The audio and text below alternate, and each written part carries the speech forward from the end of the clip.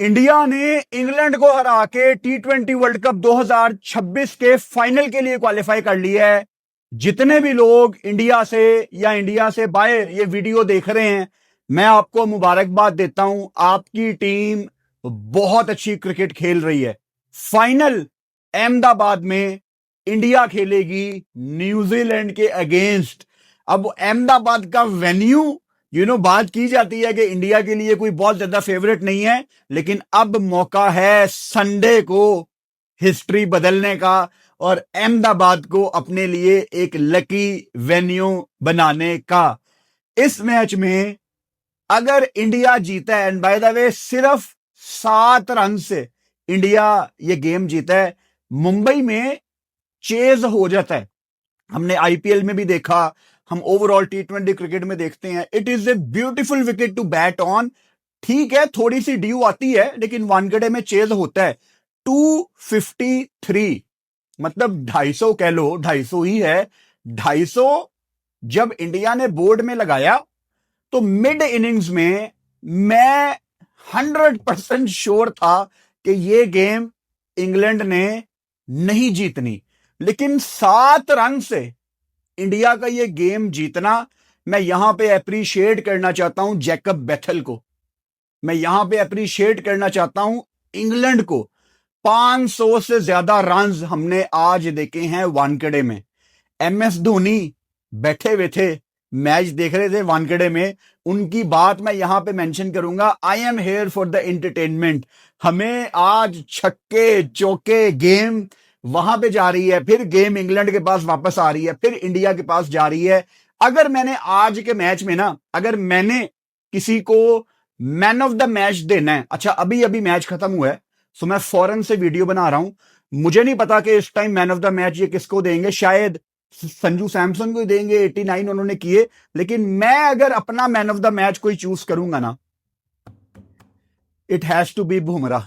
क्योंकि आज दोबारा जसप्रीत बुमराह ने अपने 2 ओवर्स आखिर वाले, तीसरा और चौथा ओवर जब उन्होंने किया, पूरी गेम उन्होंने टर्न करके रख दी है। क्योंकि सैम करन का तो आज दिन नहीं था, उनके बल्ले से हिट्टे नहीं लग रही थी।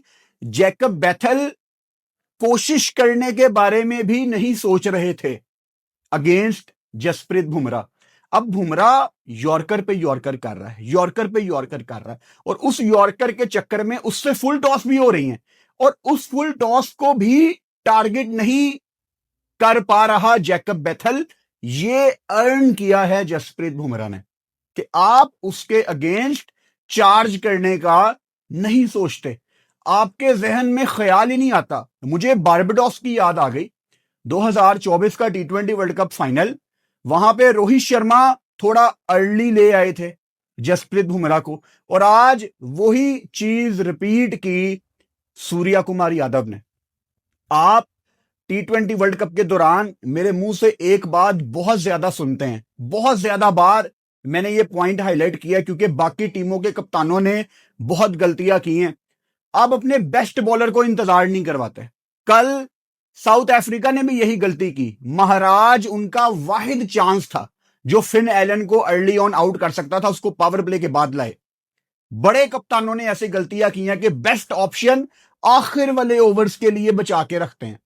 तो सूर्या ने वो गलती नहीं की, उसने ऊपर ही करवा दिए कि भाई अगर यहां पे 2 ओवर ये निकाल गया ना, तो आखिर में शायद एक आधा मैं दुबे को दे दूं। और हमने देखा कि दुबे ने आखिर में ओवर निकाल तो दिया, बट यार दुबे को 22 रन पड़ गए हैं। हम इस मैच की लाइव स्ट्रीम कर रहे थे और इंडियंस भी यही कमेंट कर रहे थे कि this is not a perfect game.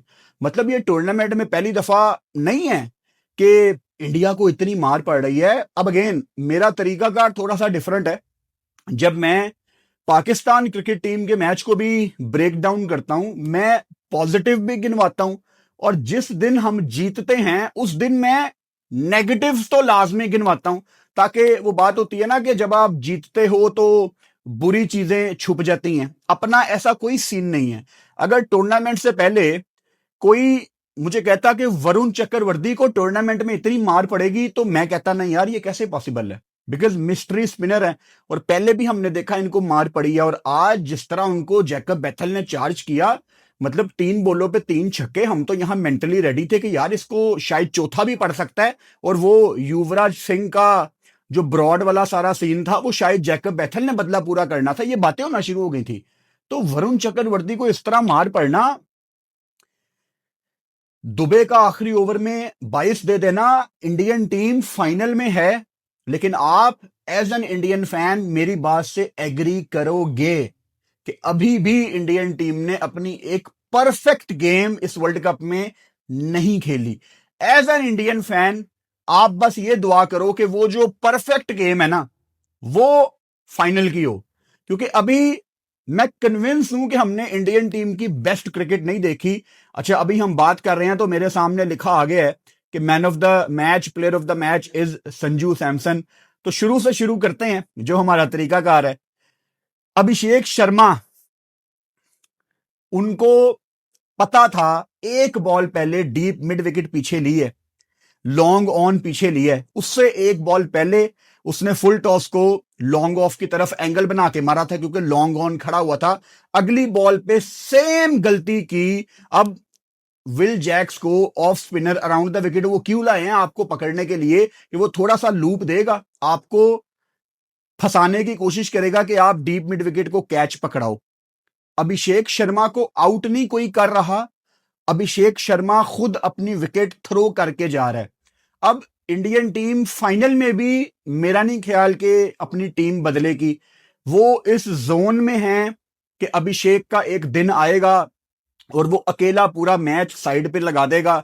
I wish him all the best. ऐसा हो भी सकता है कि फाइनल आपको अभिषेक शर्मा ही जितवा दे, और विनिंग कॉम्बिनेशन को बरकरार रखना it is always a good idea. So मेरा ख्याल है अभिषेक को वो फाइनल खिलाएंगे और शायद खिलाना भी चाहिए। But what I want to see from Abhishek Sharma, just try to show some responsibility. उसको अपनी विकेट की वैल्यू करनी है। ये गलती ईशान किशन करता होता था अर्ली डेज में। आपको याद है मुंबई इंडियंस की तरफ से जब ईशान किशन खेलता था वो बड़े कैजुअल तरीके से अपनी विकेट थ्रो करके चला जाता था। फिर महिला जयवर्धना ने बहुत काम किया मुंबई इंडियंस में ईशान किशन के साथ। उसको बच्चा था ऑब्वियसली, तो बच्चों की तरह समझाया कि विकेट की वैल्यू करनी है। सो अभिषेक को ठीक है, वी ऑल नो कि he is a destructive batter, वो डोमिनेट करना पसंद करता है, लेकिन क्रिकेट में मैचअप कभी कभी तगड़ा पड़ जाता है। हमने पूरे टूर्नामेंट में देखा कि off spinner around the wicket आके खब्बों को आउट कर रहा है पूरे टूर्नामेंट में। मतलब ये मैचअप खब्बों के हक में नहीं जा रहा और अभिषेक फंसा हुआ है। अभिषेक ने जिम्बाब्वे के अगेंस्ट 50 किया। मेरी उस दिन की वीडियो निकाल के देख लो।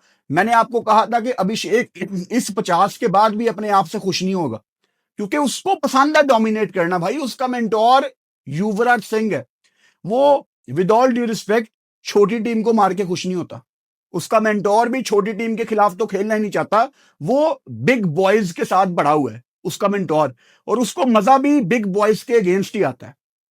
तो अभिषेक का भी माइंडसेट ये है कि भाई बड़ी टीमों को मैंने नहीं छोड़ना। तो जिम्बाब्वे के अगेंस्ट भी मैंने यही कहा था कि आई डोंट नो कि मुझे ये कहना चाहिए कि नहीं कि Abhishek Sharma is back in form, और वो चीज उसके बाद हमने देखी। अभिषेक शर्मा आपको उस तरह का स्टार्ट नहीं प्रोवाइड कर पा रहा, और अगेन अपनी विकेट खुद थ्रो करके जा रहा है। अच्छा, 1 डाउन ईशान किशन आ रहे हैं क्योंकि संजू सैमसन अब ओपन कर रहे हैं, और आज दोबारा Sanju Samson player of the match हैं। पहले कलकत्ता में 97 नॉट आउट और आज 89 रन्स की बारी। मैंने कलकत्ता में भी कहा था, मैं अब भी दोबारा कह रहा हूं कि ये दोनों नॉक्स 100 से बड़ी हैं। आप ये मान लो कि कलकत्ता में भी 100 किया संजू ने, और आज मुंबई में भी 100 किया। एक विकेट गिरने के बाद डोमिनेट करते रहना, आई विश ये चीज कभी पाकिस्तान की क्रिकेट टीम में आ जाए, क्योंकि हमारे यहां पे जब विकेट गिरती है यहां शेल में हमारे प्लेयर्स चले जाते हैं, और ये चीज हमारे यंगस्टर ही इंप्रूवमेंट की तरफ ला सकते हैं। बट चलो, ये तो एक टोटल सेपरेट टॉपिक है। ईशान किशन ने भी आके जो कैमियो खेला 18 बॉलों पे 39, मतलब एक विकेट गिरी हुई है। इस इंडियन टीम की एक अच्छी चीज ये है कि ये विकेट गिरने के बाद रिकवरी मोड में नहीं जाते, वो रिलीज शॉट मारते हैं। हम यहां पे बाकी टीमों को इंक्लूडिंग पाकिस्तान देखते हैं कि वो चौथी 5वीं बॉल एक ऑप्शन कंसीडर करते हैं रिलीज शॉट के लिए, प्रेशर उतारने के लिए। ये आते साथ ही पहली दूसरी बॉल पे चार्ज करते हैं। अच्छा, अगर आपने अभिषेक को आउट कर दी है, आप अभी उसके जोन में होते हैं कि यार चलो we got the first wicket, और वहां पे संजू सैमसन भाई आपका सॉफ्टवेयर अपडेट कर देते हैं। एक तो इंग्लैंड की टीम में जोफ्रा आर्चर भी है, वो पता नहीं टूर्नामेंट में कैसे उसने थोड़ी बेहतर बॉलिंग करना शुरू कर दी थी। जोफ्रा आर्चर के बारे में तो मैं शुरू से कह रहा हूं, उसके 4 ओवर में 40 रन पक्के होते हैं, उसके ऊपर बोनस है। तो वो आ गया ना अपनी ओरिजिनल फॉर्म में, और ओरिजिनल फॉर्म में आया भी कब है, जब उसके स्पेल की सबसे ज्यादा जरूरत थी। 4 ओवर्स में 61 रन, कहां कहां उसको छक्के नहीं पड़े। अब आप मेरे से डिसएग्री भी कर सकते हैं, एग्री भी कर सकते हैं, आपकी मर्जी है भाई। जोफ्रा आर्चर बॉल करता है 150 किलोमीटर पर आवर पे। अगर किसी फास्ट बॉलर के पास 150 किलोमीटर पर आवर का पेस है, तो वो हर दूसरी ball back of the hand क्यों कर रहा है? वो हर दूसरी ball off cutter, leg cutter क्यों कर रहा है? वो स्लो बॉल बाउंसर क्यों कर रहा है? ओ भाई, वो इंडियन क्रिकेट टीम है। अगर 20 बॉलें हुई है ना स्लो बॉल्स, तो 20 की 20 संजू सैमसन ने पिक की हैं। तो कहां पे गया आपका होमवर्क? आप हजारों पाउंड देते हो अपने टीम एनालिस्ट को, उसने क्या आपको नहीं बताया कि भाई ये सारा साल इंडिया में खेलते ही इसी तरह की क्रिकेट है कि स्लो बॉल आ गई, वेरिएशन आ गई। अगर कोई चीज डिसीव कर सकती थी उस टाइम ईशान किशन को या संजू सैमसन को, तो आपने फाइन लेग पीछे लेनी थी, पावर प्ले की बात कर रहा हूं, और डीप स्क्वेयर लेग पीछे लेना था और शॉर्ट बॉल करनी थी। क्या संजू सैमसन पुल मारते हुए आउट नहीं होता? मुझे बताएं। होता है ना पुल मारते हुए आउट। आप करवाएं संजू सैमसन को 150 किलोमीटर पर आवर पे बॉल, मैं देखता हूं वो कैसे नहीं बॉल चढ़ाता।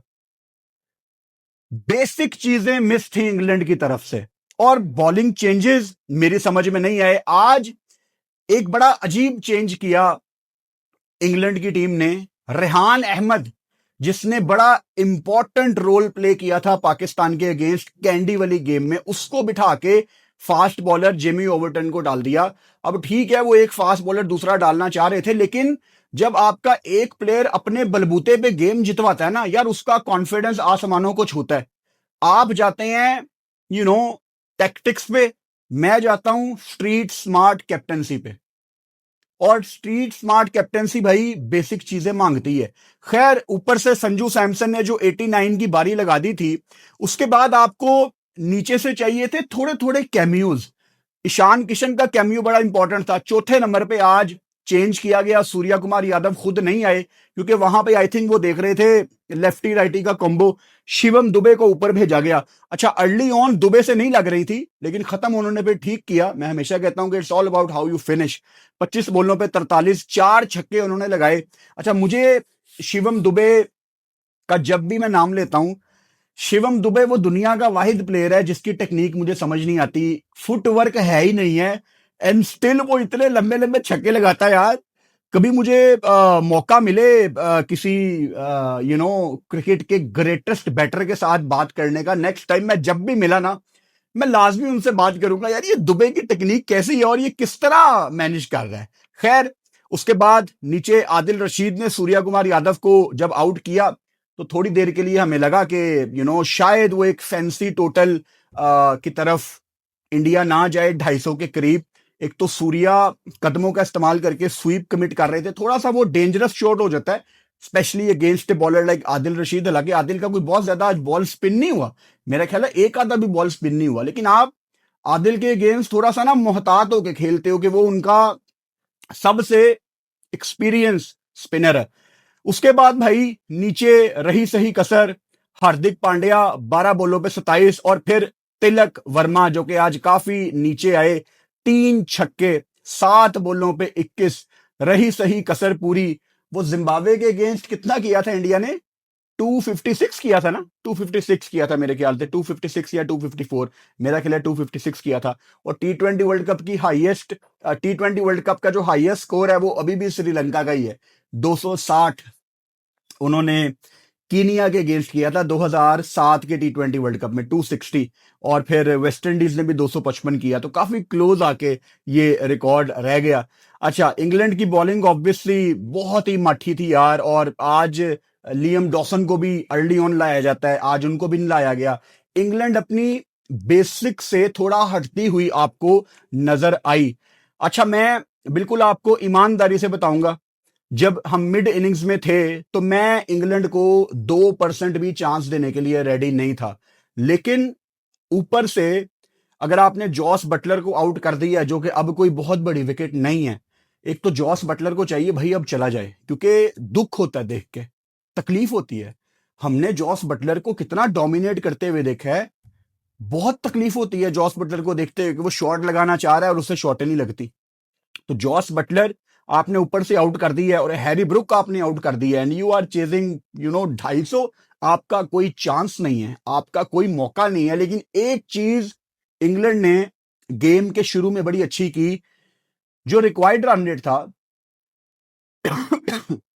वो 13 साढ़े 13 के दरमियान था, उन्होंने उसको मेंटेन करना शुरू कर दिया था, और 13-14 ओवर्स तक वो 15 पे नहीं गया।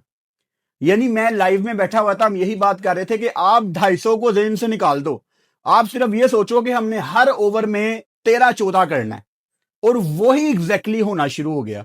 मतलब पिन ड्रॉप साइलेंस आपको वानखेड़े में सुनने को मिल रहा था, क्योंकि रिक्वायर्ड रन रेट को मेंटेन कर रही थी इंग्लैंड की टीम। और जितनी अच्छी गेम हमें दिखी है आज, स्पेशली जिस तरह का आज खेल पेश किया है जैकब बेथल ने, हम रेडी थे एक और ग्लेन मैक्सवेल टाइप नॉक देखने के लिए। ये एक ऐसी अपॉर्चुनिटी थी जैकब बेथल के पास, जो हमेशा डिस्कस किया जाता, हमेशा बात की जाती। ये जिंदगी में ना आपको एक आधी दफा ऐसी अपॉर्चुनिटी मिलती है, लेकिन क्या हम जैकब बेथल को ब्लेम कर सकते हैं? नहीं भाई, वो तो बेचारा 105 पूरी एफर्ट करके बैठा हुआ था, उसको चाहिए थी नीचे से किसी की सपोर्ट। स्पेशली वो जो सैम करन गंदी बारी खेल गए ना, मतलब 14 बॉलों पे 18, उस टाइम उस कॉन्टेक्स्ट के लिहाज से ये इनिंग्स बहुत ज्यादा चुभ रही है। हालांकि विल जैक्स भी ऑब्वियसली 20 बॉलों पे 35 करके इंग्लैंड को गेम में लेके आया वापस, लेकिन सैम करन जो डैमेज कर गया ना, मैं सैम करन को बहुत ज्यादा हाई रेट करता हूं, और करना भी चाहिए, बिकॉज दुनिया भर में वो T20 लीग्स खेलते हैं। मैं तो इनको फ्यूचर का डीजे ब्रावो कहता हूं। लेकिन आज वो अपॉर्चुनिटी थी जहां पे अपने सारे एक्सपीरियंस का निचोड़ दिखाना था सैम करन ने, और आज उन्होंने फंबल किया है। और इतने बड़े मौके पे जब आप फंबल करते हैं तो फिर उसको ही याद रखा जाता है। आप फ्रेंचाइज में जो मर्जी कर लें, 7 रन से सिर्फ आप हारे हैं। मतलब नीचे जोफ्रा आर्चर ने यार 4 बॉलों पे 19 कर दिया भाई, जोफ्रा आर्चर ने। अब सोचें अगर ऊपर से हैरी ब्रुक की बारी लगी होती, या सैम करन कोई ऐसी वैसी हरकत ना करके गया होता, एक मुनासिब एक डिसेंट बारी खेल के गया होता, तो ये इंग्लैंड आज वो कर जाती जो एक अनबिलीवेबल सीन होते भाई वानखेड़े मुंबई में। इंडियन टीम की बॉलिंग पे आ जाता हूं, very disappointing once again. Again मैं दोबारा आपको बता रहा हूं कि ये इंडिया की बेस्ट क्रिकेट नहीं है। करते कराते वो फिर भी फाइनल में आ गए हैं। अब क्यों फाइनल में आए हैं कि इस टूर्नामेंट में इंडिया के टक्कर की एक ही टीम थी। मैं साउथ अफ्रीका की बात नहीं कर रहा, मैं ऑस्ट्रेलिया की बात कर रहा हूं। ऑस्ट्रेलिया आई नहीं आगे। साउथ अफ्रीका ने एक मैच ठीक है हरा दिया, लेकिन वो फंबल करते होते हैं आखिरी मौके पे, तो उनको मैं इस स्टेज पे इतनी कोई वैल्यू नहीं दे रहा था।